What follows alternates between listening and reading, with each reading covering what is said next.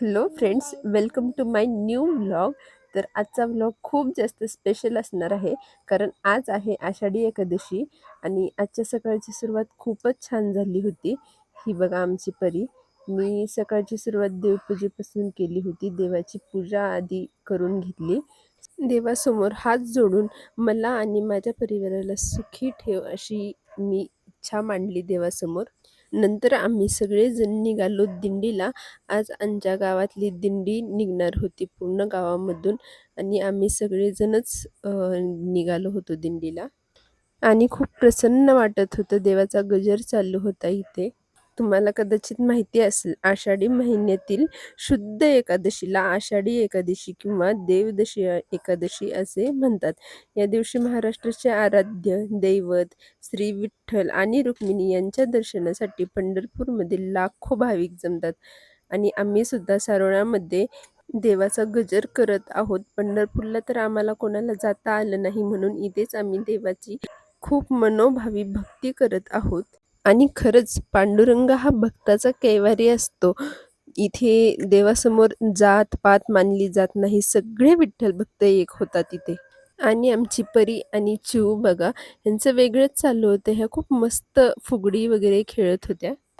इथे सगळेजण ज्ञानोबा तुकाराम आणि विठ्ठल विठ्ठल असा गजर करत चालतात. ही वारी म्हणजे महाराष्ट्राच्या संस्कृतीचा एक आत्मा आहे खरं तर. नंतरनं आम्ही काहीशी ह्यांना फुगडी खेळली सगळ्यांबरोबर. मी तर इथे पडता पडता वाचले थोडक्यात, कारण खूपच गोल राऊंड झाला होता मोठा. आणि नंतरनं दीदी आणि ऐश्वर्याने सुद्धा खूप छान सुंदर प्रकारे इथे फुगडी खेळलेली आहे. खूप छान असा टाळ्यांचा गजर चालू होता.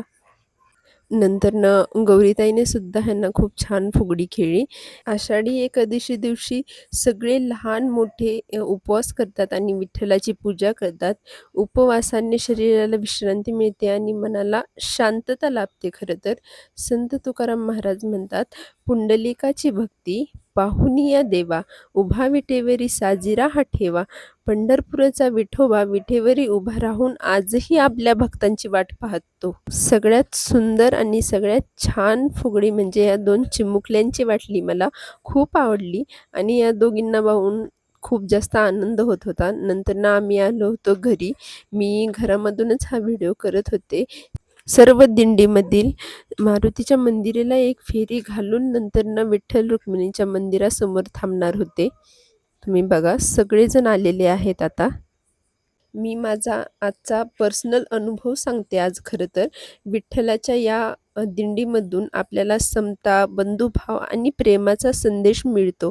आपणही आपल्या जीवनात हाच विचार ठेवूया आणि विठ्ठलरूपी माऊलीचे स्मरण करूया.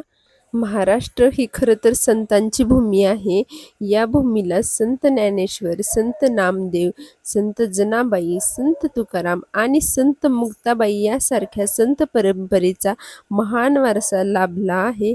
या सर्व संतांचे व अवघ्या महाराष्ट्राचे दैवत म्हणजे पंढरपूरची विठू माऊली आहे. आज याच विठुरायाचा आपण गजर करत आहोत इथे. हा एक प्रकारचा सणच आहे खरं तर. हा सण श्री विठोबा म्हणजेच पांडुरंगाच्या भक्तीसाठी साजरा केला जातो. आणि आम्ही सुद्धा आमचा पूर्ण परिवार आणि सारोळेमधील सर्वजण इथे सण हा साजरा करत आहोत. माझा छोटासा चिमुकला विठ्ठल सुद्धा इथे देवाचा गजर करत आहे त्याच्या त्याच्या भाषेमध्ये.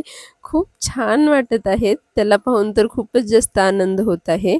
आणि हे आमच्या गावामधील विठ्ठलाची मूर्ती खूप छान सजवलेलं आहे आज देवाला. आता देवाची आरती वगैरे सगळं झालेलं आहे आणि सर्वजण घरी गेलेले आहेत. इथे काही फोटो काढायला चालू होते आमचे. फोटो काढून झाले आणि नंतर आमचा प्रथमेश बघा खूप खुश आहे. एवढं सगळं बोलून मी माझा आजचा व्लॉग इथेच संपवते. जय हरी विठ्ठल. भेटू नेक्स्ट व्लॉगमध्ये. बाय.